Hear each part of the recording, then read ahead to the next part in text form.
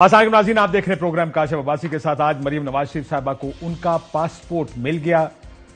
एक बड़ी धुआंधार press conference की मरियम नवाज शरीफ साहबा ने अब से थोड़ी देर पहले। आपने उसका कुछ हिस्सा देखा। उन्होंने कहा कि किस कानून के तहत या क्यों मेरा पासपोर्ट 3 साल तक या 4 साल तक रखा गया, जबकि रेफरेंस भी उस पर दायर नहीं हुआ था। लेवल प्लेइंग फील्ड की तारीफ भी मरियम नवाज शरीफ साहबा ने आज की प्रेस कॉन्फ्रेंस में बताई। आज की प्रेस कॉन्फ्रेंस का अगर लुब्बे लुबाब देखें तो लुब्बे लुबाब यही है कि जो हमारे साथ हुआ वो इमरान खान साहब के साथ होना चाहिए।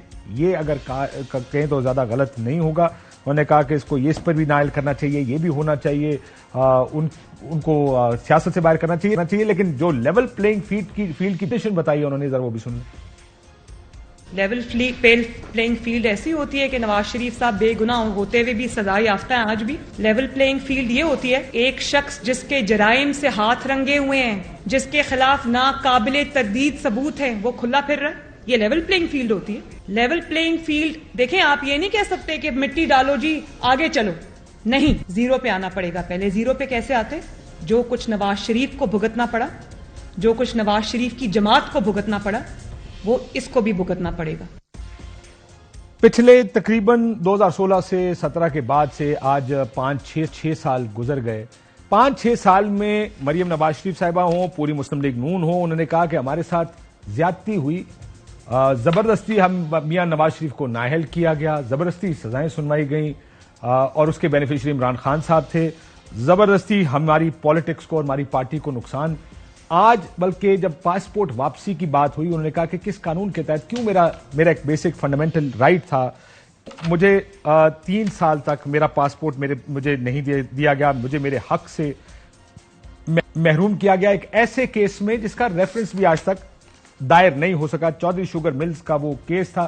सो लार्जली ये गुफ्तगू हुई आज की प्रेस कॉन्फ्रेंस में। साइफर के ऊपर भी उन्होंने बात की। जो उनको जो अभी जिस केस से बरी किया गया उसमें भी कहा गया कि कागज का टुकड़ा तक नहीं दे सके, जो केस पिछले इतने साल से चलता रहा। इसमें एक बड़ी डाइवर्जेंट व्यू है। मैं बरतानिया का कानून भी अक्सर कोट करता रहता हूं। उसमें हमारी अदालत ने यह कहा कि अगर रोस्टरम पे खड़े होकर भी कह दें कि ये अपार्टमेंट इनके हैं तो साबित नैब को करना है, जबकि बाहर के मुल्कों में अगर प्रॉपर्टीज छुपाई जाएं पब्लिक ऑफिस होल्डर की जानिब से, तो वो पब्लिक ऑफिस होल्डर की जिम्मेदारी है वो साबित करे कि उसके लिए पैसे के जराए कहां से आए। हमें तो पिछले 5-6 साल में सारे वकला भी यही बताते रहे। 995A है शायद नैब का ऑर्डिनेंस का वो कानून, कि अगर आपकी कोई प्रॉपर्टीज ऐसी हैं जो डिक्लेयर्ड नहीं है तो फिर आपके ऊपर जिम्मेदारी है, जो भी पब्लिक ऑफिस होल्डर है, कि वो ये साबित करेगा कि इसके लिए पैसे कहां से आए। आपको वो तारीखी जुमले याद होंगे। ये हैं वो जराए पहले बताए गए कि जद्दा की स्टील मिल बेची थी, बाद में वो कतली खत में तब्दील हो गए। सो अगर तो ये साबित करना नैब का काम है, तो फिर व्हाइट कॉलर क्राइम साबित करना दुनिया का मुश्किल तरीन काम है, क्योंकि उसके एविडेंसेस नहीं होते। कोई भी एविडेंस नहीं होता। गिव एंड टेक इस केस में नहीं, कोई भी केस हो व्हाइट कॉलर क्राइम का, उसमें देने वाला और लेने वाला दोनों खुश होते हैं।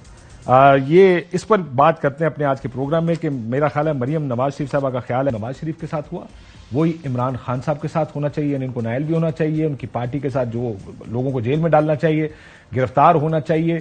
केस क्या जो माजी के जो उनके केसेस थे, जो बयानात थे, क्या वो बयानात के खिलाफ जाते हुए प्रेस कॉन्फ्रेंस करी। दूसरी तरफ आज सुप्रीम कोर्ट ने 62A(1)(f) को एक काला कानून भी करार दिया। उन्होंने कहा तायात नैली का आर्टिकल 62(1)(f) ड्रैकोनियन लॉ है। क्या आर्टिकल कहता क्या है कि कौन अहल है पार्लियामेंट का रुकन बनने का।